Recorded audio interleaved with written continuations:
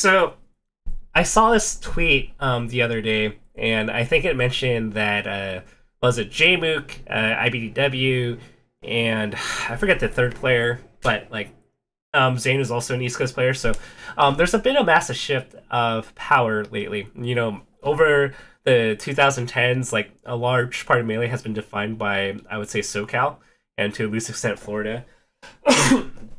And like when you think about like the powerhouse regions, we always think of SoCal, right? Like when going down the list of all the really good players, Mango, Lucky, SUJ, Hugs, West Bowls, back in the day, Fly Amanita, um, well, I mean, Sung, Fiction, there's just been a ton of people that have been just really good in SoCal and to a loose extent NorCal with PPU, SVET, um, Dwan, and a few other players. West Coast has historically been stacked, right? And whenever you put up a crew battle, the money's on the West Coast. And when you look at like Tri-State and MDVA at the time, and no offense to them, but in the mid 2010s, like it's like they were the kind of the crews that were just a little bit behind or regions behind in terms of top player stackedness. But that has fundamentally shifted. I think you look at the East Coast versus West Coast online tournaments. This is just a large indicator that the East Coast is probably going to be stronger, if not already, just throughout the board. But if you compare top fives, maybe that's not the case. But if you look at the depth of different regions, I think the East Coast is just going to be stronger, right? There's a lot more participation, a lot more passion, a lot more motivation. And I think part of the West Coast, the older players are getting older. Priority shift. Melee may not be a full time endeavor. It might not be something that's like kind of on the time versus money equation worthwhile anymore.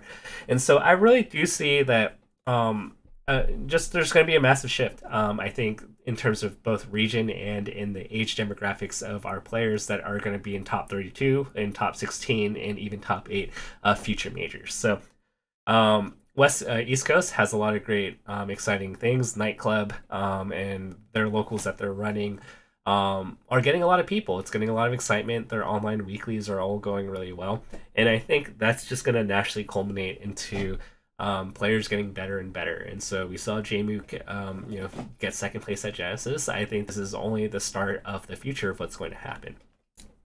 I think also the interesting thing is, we've had 2 years of the pandemic and 2 years of Slippy, right?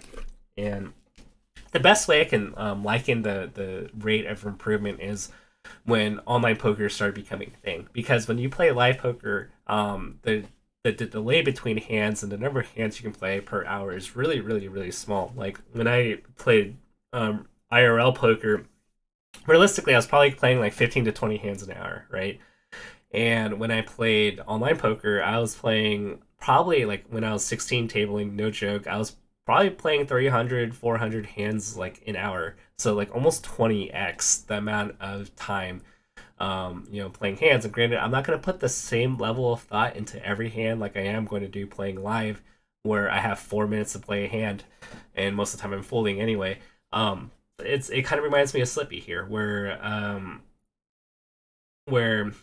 back, I hate to sound old like a boomer, but back in my day, if I wanted to play against top players, I would have to go through traffic. It was like an hour drive, and then I have to go, and then I would probably have to sleep late, and it was really disruptive to like my daily schedule. Like I would have to go really out of my way to really try to get melee practice, whereas now you can just find a friend code and just play, right? And in terms of innovation and figuring out what the meta is, there's a lot of resource guides out there. There's Uncle Punch. I didn't even know how to like L cancel for the longest time, like very well, because there wasn't any kind of visual feedback, right? So I'd practice with Ganon, practice with Link to see some sort of visual indicator. But so yeah, there's all the tools necessary to get good faster. So why that's important is because whatever advantage that people had from playing the game for a really long time, like, is becoming less and less important, right? I would say 2 years of playing Slippy, I mean, or even just like 1 year playing Slippy is probably like playing like 3 to 4 years of non pre Slippy era. Like that's how rapid that I think people are improving, and you're seeing this in top 64. And so I think the interesting part here is, right, like, I mentioned that the East Coast is going to be probably stronger, and it's like a perfect storm. Like those players are going to get incredibly good really fast, and they're probably going to beat the established names of the top 15, 20 more regularly. They're just going to be on even footing, if not even better than that.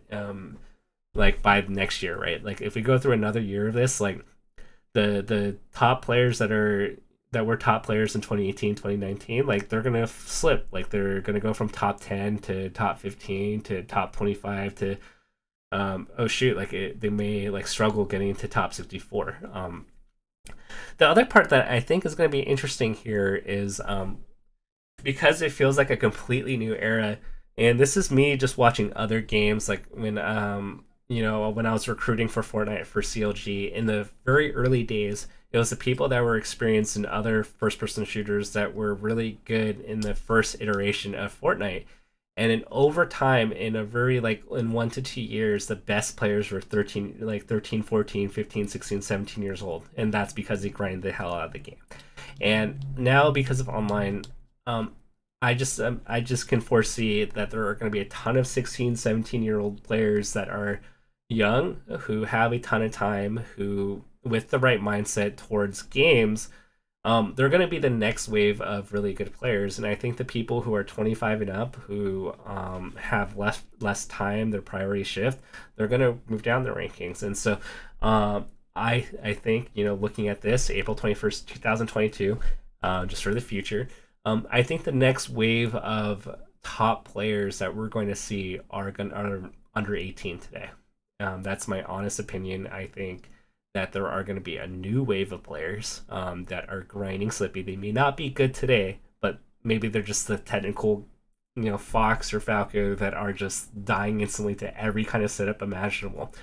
But you give them 1 to 2 years where they're just racking up experience or racking games. They're going to show up to Genesis 9, Genesis 10, Genesis 11, and you're going to be like, who the heck are these kids that are coming in and destroying the scene? And granted, like there are some barriers, right? Like traveling's hard, it costs a lot of money, and Melee is not the most lucrative game like Fortnite was when like the World Cup, winning the World Cup granted you like $3 million. But I think because Melee is smaller, they're a smaller community. Like I can just foresee a small handful of 17 and 18-year-olds just making a significant impact. So it's gonna be exciting to see. I don't know who that person is, but with the resources out there, with online, I just think it's inevitable. I think there are probably people even today or this past weekend, who watched Jmook, who just started playing Melee, who are inspired. And in 2 years, these are going to be the Jmook kids who watched Genesis 8 last weekend, and they have a story. They come to an event, they finish top 48, make some upsets, and you're like, hey, like, I've never heard of you. When did you start? It's like, oh yeah, I watched Jmook in 2022, or I watched Zane in 2022. I went to a Melee event, thought it was really cool, and that started my Melee journey. And they're going to be better than you in 2 years. So, so I'm excited for the next generation. I think hopefully that continues to happen. I'm highly kind of invested in like the next generation because, if it's just the old, the old boys club, or boys club or whatever, the old boomers club that are just in Melee and the younger kids aren't coming in, then that means we'd have a player issue down the road where by the time we hit 2030, like Mango's going to be like 40 years old, or almost 40, and most of the top players you see are going to be in their late 30s and have kids and stuff, and you're not going to see most of them. So it's going to be interesting. And so those are my bold predictions. I think the regions that are really hungry now, in a year, you're just going to watch them improve like it's a hyperbolic time chamber, and they're going to be in the top. They're going to be the best region. And whether that's going to be New York, which is my kind of bet on the future, or another region where they have a thriving online and local scene, there's a lot of improvement that can and will happen.